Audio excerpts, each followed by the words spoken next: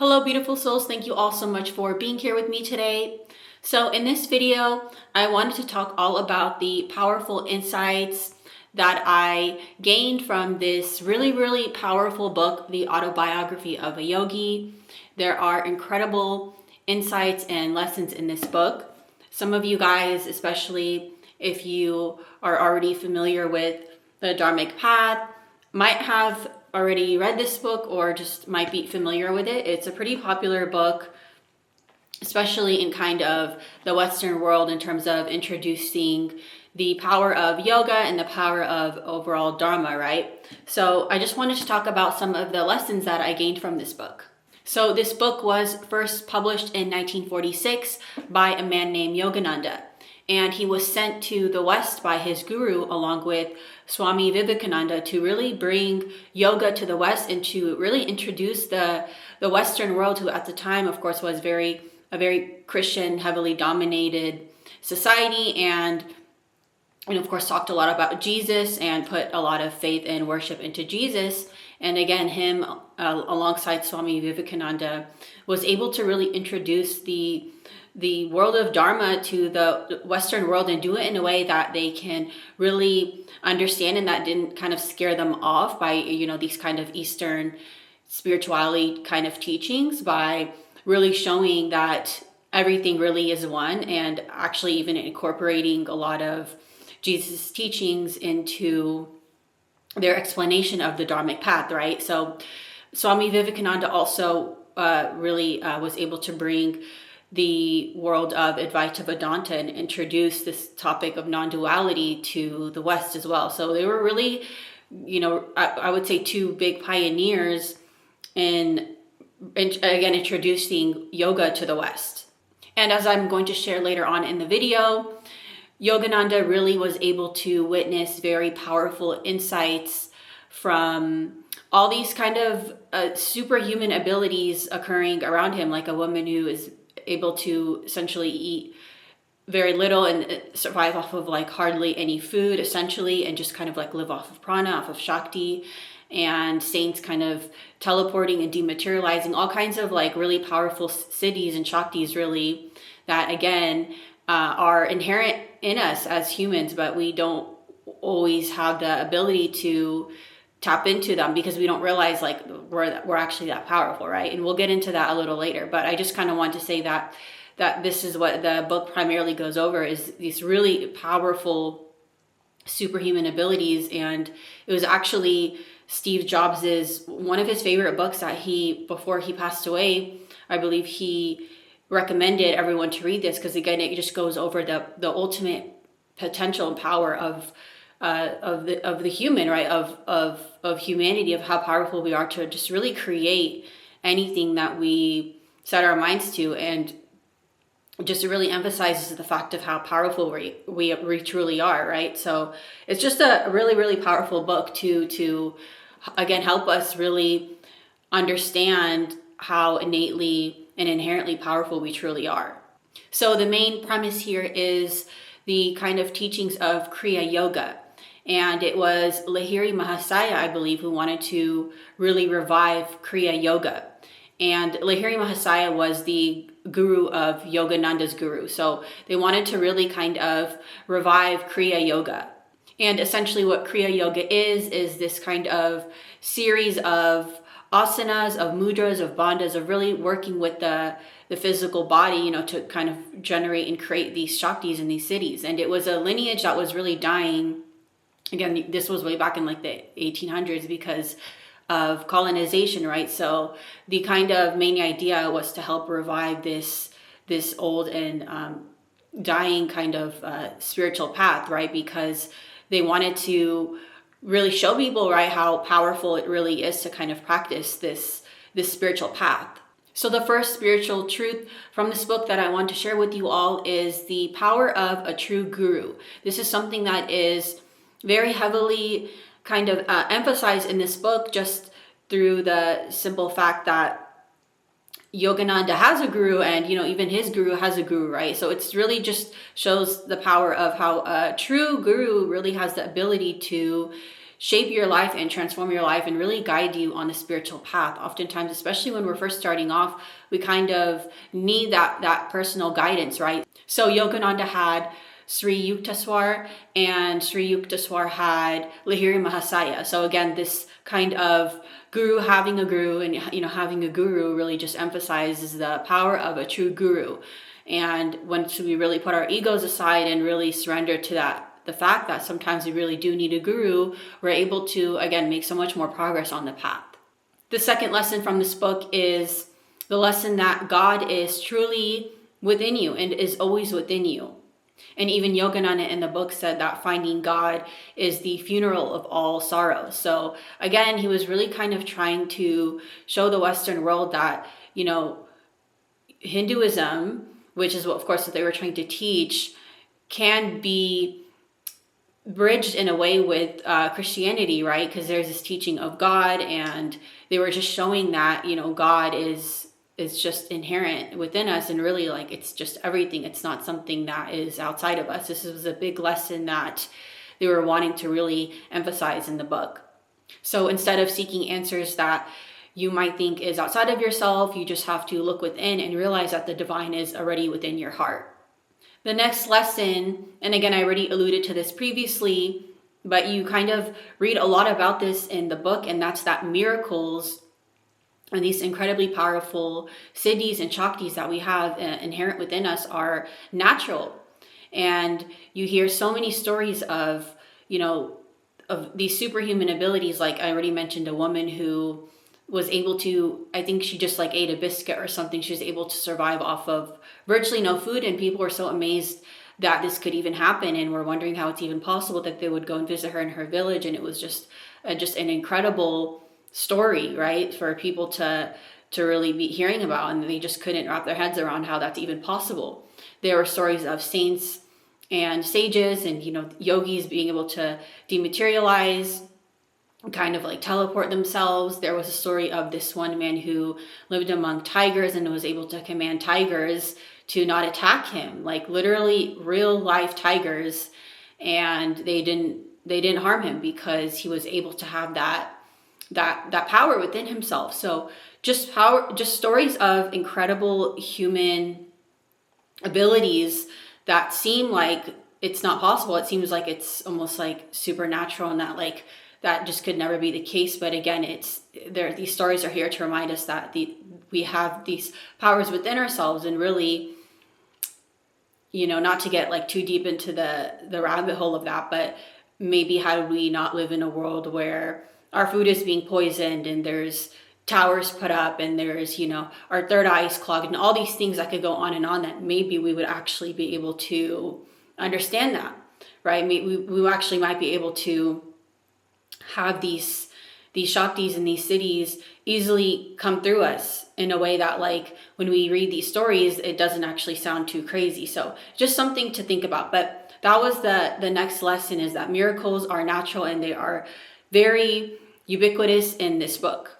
The next lesson is the importance of meditation. Of course, this is paramount to all kind of lineages and paths of yoga, and just within the Dharmic framework is the power of meditation. We, again, hear this a lot and read this a lot in the book, but how important meditation is, especially within the Kriya Yoga lineage, which is what Yogananda was teaching. So meditation really has the power to transform our lives, to transform our bodies, and again is just a very important aspect of Kriya Yoga, which, as I mentioned, includes not just physical asanas, which is what we usually think about here in the West when we think of yoga, but bandhas, mudras, chakra work, all this kind of stuff that really encompasses the framework of Kriya Yoga. So the power of meditation and how it really, again, is going to aid us very greatly in realizing our ultimate potential. The next message is that of having faith over fear, and really trusting in the divine, and trusting in the kind of grand picture, right? Like the grand universe's divine plan for you, which of course is a inherently benevolent plan for you, right? Because you are a benevolent being inherently, and we just have to have that faith and that trust that even if you might be, going through a hard time or facing adversity or whatever, right? It is that you're experiencing, which is inevitable, right? As part of the human experience, to just always having faith over fear and really trusting in the divine and trusting in yourself to realize that what I'm experiencing is something that is just so much greater than me, and having that kind of sense of surrender and really truly believing that there is something greater happening, like it's almost part of the plan, it's part of the divine plan. It's like the ebb and flow, right? It's the death and rebirth, it's the Kali energy, right? So just really realizing and having that faith and not living your life in fear, because of course we all know that when we are living in fear, it holds us back from a tremendous amount of overall personal growth, not even just spiritual growth, but just it holds us back from our personal development. So having faith over fear and trusting in the divine and trusting within yourself. The next lesson is lesson that you are not your body, right? Again, with the kind of themes of Kriya Yoga and everything that entails, realizing that, we are truly not our minds, we're not this physical body. And again, all of these saints and these sages were able to have these powerful siddhis because they realized that. They did so much spiritual work and so much spiritual practice over time, and just compounded so heavily that once you truly realize it, not just think it, not just, say to yourself, I'm not my mind, I'm not my body, but through these spiritual practices, you inherently feel that, like you become so detached, not just from the material world, but you realize like this is at the end of the day truly just a mitsu. And when you're able to disconnect so heavily, these kind of powers, right? These shaktis come to you so much more easily. So again, just realizing that you are not the mind, you are not the body, and believing in that as a means to, again, accelerate your spiritual growth. Sorry, hopefully the lighting's a little better. I had to move the shutters. I know I had the sun in my face. But the next lesson is going to be the law of karma. And this lesson is important to understand, especially in the kind of Western world, because we hear that term being thrown around a lot, right? We hear things like karma is a bitch and karma being used in that context. But really what's important to understand is that karma isn't here to necessarily like punish us, right? It's just all karma really is a reaction, right? It's like a cycle. So it's just understanding that karma is a kind of usually just like it should be seen as like a consequence to something. It's not here to punish us. So really every experience, whether good or bad, has a lesson and ultimately is going to shape our future lives. So we just want to really understand that it's just a kind of consequence. It's not here to punish us, but it helps us, do better deeds, right? Do better work and realize this effect that, this kind of cosmic law can play in our lives. The next lesson is going to be that serving others is ultimately serving God, right? We hear this even in yoga. There's Seva Yoga, right? So really realizing that ultimately everything is connected. This idea of oneness is real. And by serving others, you're really contributing to the greater good. So it's part of this devotional practice of realizing that once you assist others, then you're only bettering yourself, not just within your own personal karma, but you're able to really become a channel for divine energy. And it's just especially important to understand in today's hyper individualistic world, especially again in this Western world that we live in, that we think that people have to, be on their own and you should work things out on your own. And, again, just this hyper individualistic world, without realizing like the only way that we even can make progress and improve and, really just develop ourselves overall is by actually helping others and being of service and not just only thinking of ourselves. So Yogananda really did this through his writings, his teachings, by opening up these self-realization fellowships that are, around a lot of places. I know, especially in Southern California, I believe there's one in LA. So he really emphasized this a lot in his teachings. The next lesson is going to be that your thoughts really shape your reality. And of course, we hear this a lot in the spiritual space. It's probably not the first time you've heard it, but it's not just a metaphysics thing. It really just helps us understand that really what we believe about ourselves, we like oftentimes that will manifest around us. If we believe to be ourselves a certain way, if we think we're not capable of something, if we, just overall embody these lower vibrational beliefs that are very limiting. And again, as I just mentioned, this book goes over incredible powers that are inherent within us. Like we see things that almost seem like they're impossible, but they're not.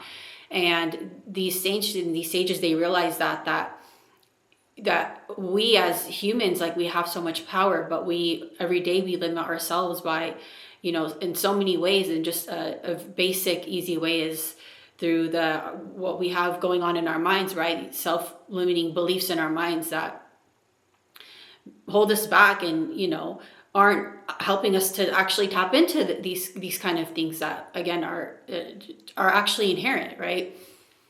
But of course, we live in a world that outside of just thoughts, right? Like we have so much else going on that makes it difficult. But anyways, this lesson just goes over the really power of the mind and how it actually truly does influence our overall lives, our overall state, or even our physical health, not just our spiritual health. We might think that what we have going on in our heads is, not very, doesn't mean much, right? If we think something bad, but it actually does. And that's kind of what he was teaching here in this lesson. And the last lesson I have for you all is that ultimate divine love is the goal of life. This kind of union with the divine is the ultimate goal of life. That truly is divine love in its purest form. Us recognizing that, us seeing that in others, right? It was Wayne Dyer who said, see the light in others and treat them as if that's all you see. Just really recognizing the divinity, not just in yourself, but in others. And really, in turn, it helps us realize that divinity is just love at its purest, highest divine form. I made that video on the kind of types of love from the tantric perspective. And it's like really that what we're truly striving for in ways that, when we say the word love, we often equate it to things that, like we see it in things like relationships or with friends, but really it's just this idea of ultimate oneness. And that's why we even say we want love, is because we want oneness with all of life, right? We want that unity, but it's oftentimes not until we realize that we can actually embody what divine love and divine truth is all about. So hopefully that makes sense. It's just coming back to this divine truth that if you do this single-handedly, it actually has the ability to really help you make this kind of progress and really realize that, you can actually create maybe these cities for yourself if you wanted to commune with tigers, if you wanted to, levitate, and you probably can if you come back to this very fundamental lesson.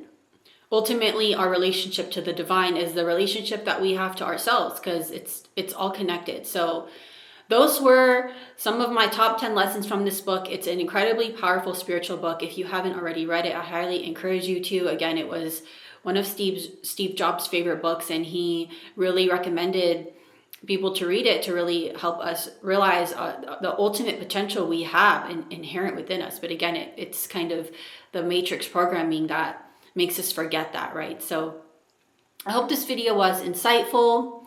I hope you all have a beautiful rest of your day, and we will talk soon. Bye.